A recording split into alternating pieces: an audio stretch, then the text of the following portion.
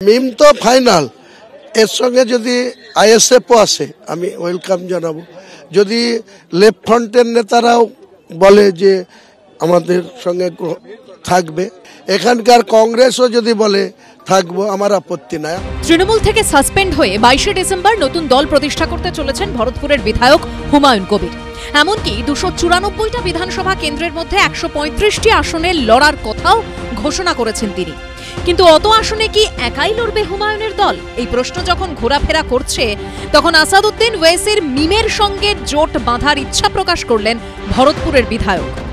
বাকি আমার সঙ্গে মিমের আসাদুল্লাহ ওয়াইসি সাহেবের সঙ্গে আমার জোট করব, গঠবন্ধন করব। আপনার কোনো যোগাযোগ হয়েছে?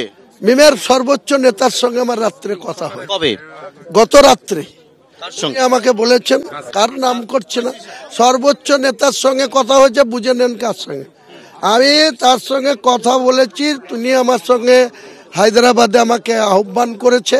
আমি সময় পেলেই হায়দ্রাবাদে যাব, 1-to-1 ওর সাথে বসবো। আমি সবাইকে নিয়ে আমার 1 পয়েন্ট টার্গেট, বিজেপিকে বাংলায় ক্ষমতায় আসতে না দেওয়া, আর এই আরএসএস মার্কা মুখ্যমন্ত্রীকেও ক্ষমতাচ্যুত করা।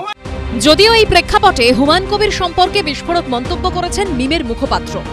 हुमायूं कबीर नाम का व्यक्ति शुभेंदु अधिकारी उनकी टीम का कोर मेंबर है और पूरा इंडिया जानता है, पूरा भारत जानता है कि शुभेंदु अधिकारी टीम अमित शाह के कोर मेंबर है। ओवैसी साहब हमेशा उस व्यक्ति का साथ ले सकते हैं या उसका साथ दे सकते हैं जो एकता के लिए खतरा ना हो। बंगाल का मुसलमान जानता है कि हुमायूं कबीर किसके इशारे पर कितना काम कर रहे हैं और क्यों कर रहे हैं। হুমায়ুন কবিরের কিছু যায় আসে না, ওনাদের কোনো লোক আমার সঙ্গে নিজে যোগাযোগ করেছে, সময় সেটা কথা বলবে যে তিনি কত বড় পক্স পার্সন, তিনার কথাই শেষ কথা। উনি যদি বাংলায় রাজনীতি করতে আসেন তাহলে হুমায়ুন কবিরকে তার প্রয়োজন হবে, হুমায়ুন কবিরের তাকে প্রয়োজন নেই। 2021 বিধানসভা নির্বাচনে পশ্চিমবঙ্গে গোটা 7 আসনে প্রার্থী দিলেও একটিতেও জিততে পারেনি মিম। তবে সম্প্রতি বিহারে 5টি আসনে জিতেছে তারা। এই আবহে পশ্চিমবঙ্গে বিধানসভা নির্বাচনের আগে তাদেরকে পাশে পেতে চাইছেন হুমায়ুন কবির।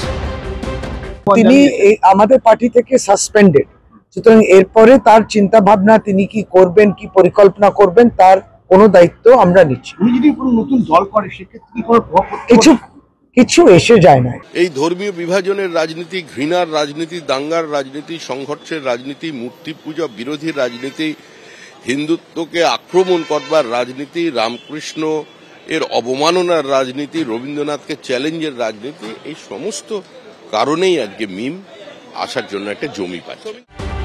শুধু মিম নয়, সিপিএম, কংগ্রেস, এমনকি নওশাদ সিদ্দিকীর আইএসএফকেও জোট বাঁধার জন্য আহ্বান জানাচ্ছেন হুমায়ুন। কিন্তু ওই দলগুলো কি সাড়া দেবে? ওনাকে বিশ্বাস করা মানে হচ্ছে কচু পাতার উপরে জল, কখন টপকে পড়ে যাবে কোনো ঠিক নেই, কোনো বিশ্বাসযোগ্যতা নেই। কে হুমায়ুন কবির কাকে আহ্বান জানাচ্ছেন, কি একসাথে লড়বেন, উনি কোথায় লড়বেন? কিন্তু তৃণমূলের হয়ে লড়বেন, লড়ে বিজেপিতে যাবেন, বিজেপিতে লড়বেন, লড়ে হেরে গিয়ে আবার তৃণমূলে আসবেন, এই তো ওর কারবার।